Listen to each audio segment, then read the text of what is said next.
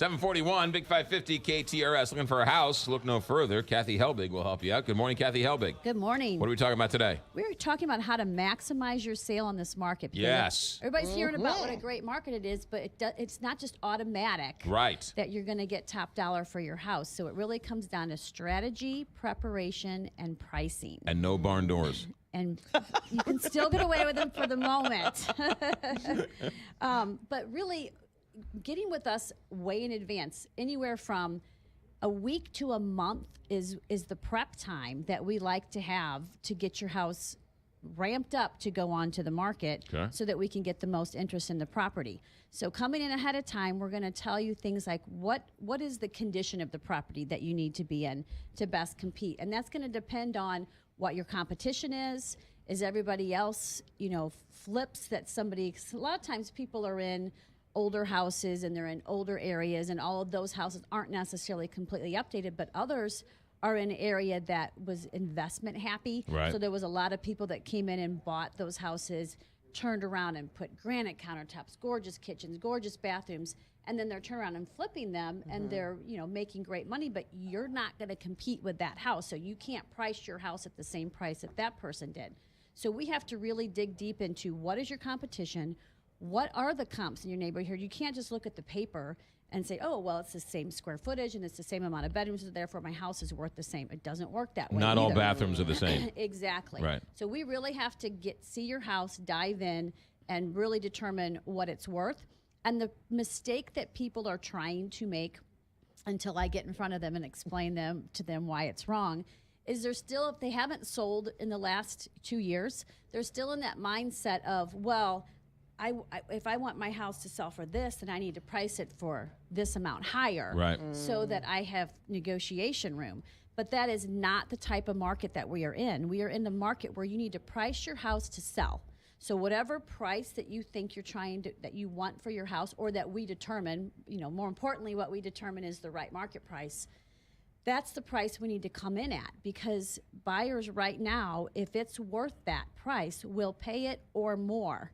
But if you come in and price your house with padding, what you're doing is you're putting your house into a different bracket of competition.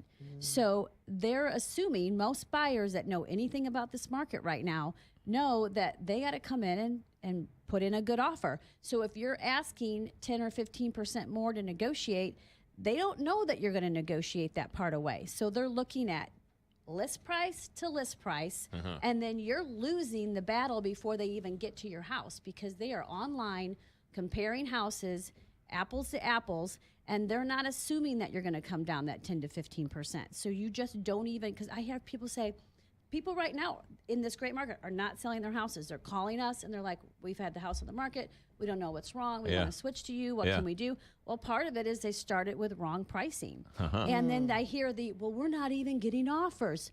No, you're not going to get offers, because if it's not priced to sell, it's a big pass before they even get to you. So it's really important that it's priced right. It's really important that you do the fix-ups. Another thing I hear commonly is, well, I don't want to mess with this. I just want to sell it as is. But their as-is price is the same price as what it would be with it fixed. Right. That doesn't work. You either fix it or you significantly reduce the price, because it's not like they're going to go, oh, it's only $5,000 for carpet, so we'll pay you $5,000 less. No, it's an inconvenience. Right. It's money out of somebody's pocket. And there's other houses that have done the fix-ups that they're going to go to. So unless yours is significantly a great deal, you're probably going to get passed over. And then another thing that people don't realize is when they say, I just want to offer a credit for that. I don't want to mess with it. I don't want to replace my carpet. Just do a credit. Well, credits are basically a reduction on sales price, or it has to be disguised as closing cost credits. You're not just handing the buyer a $5,000 check and say, here, go buy your carpet. It doesn't work that way.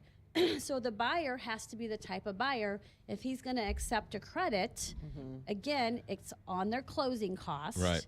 So they can't already be writing closing costs into the contract, because there's a maximum to what you can have on credits. So that doesn't line up.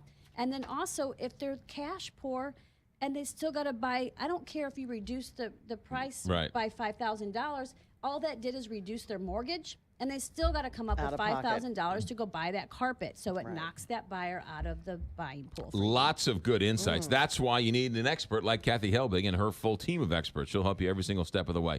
314-276-SOLD or KathyHelbigGroup.com. How's the new office? New office is great, and a big Easter egg hunt this weekend. So go to KathyHelbigGroup.com and look at what we've got. It's in Babbler State Park, and it's all kinds of funness. Ooh, And fun. the new office is right there on... Chesterfield Valley, Long Road, and Chesterfield Airport Road. There you go. Kathy Helbig, thanks. 746, Big 550, KTRS.